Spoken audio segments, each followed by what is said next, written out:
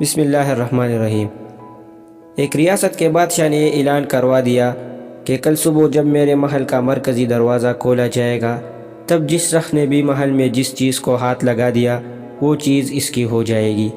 اس اعلان کو سن کر سب لوگ آپس میں بات چیت کرنے لگے کہ میں تو سب سے قیمتی چیز کو ہاتھ لگاؤں گا۔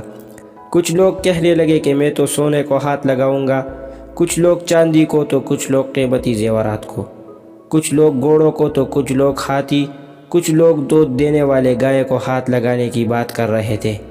جب صبح محل کا مرکزی دروازہ کھلا اور سب لوگ اپنی اپنی من پسند چیزوں کے لیے دوڑے، سب کو اس بات کی جلدی تھی کہ پہلے میں اپنی من پسند چیز کو ہاتھ لگا دوں تاکہ وہ چیز ہمیشہ کے لیے میرے ہو جائے۔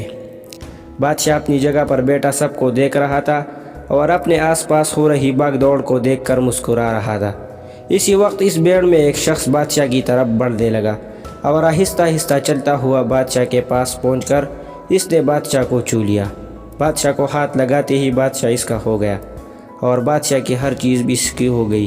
جس طرح بادشاہ نے ان لوگوں کو موقع دیا اور ان لوگوں نے غلطیاں کی، ٹھیک اسی طرح ساری دنیا کا مالک بھی ہم سب کو ہر روز موقع دیتا ہے، لیکن افسوس ہم عقل کے اندھے لوگ بھی ہر روز غلطیاں کرتے ہیں۔ ہم اللہ کو حاصل کرنے کی بجائے اللہ کی بنائی ہوئی دنیا کی چیزوں کی آرزو کرتے ہیں، لیکن کبھی بھی ہم لوگ اس بات پر غور نہیں کرتے کہ کیوں نہ دنیا کے بنانے والے مالک کو پا لیا جائے۔ اگر مالک ہمارا ہو گیا تو اس کی بنائی ہوئی ہر چیز بھی ہماری ہو جائے گی۔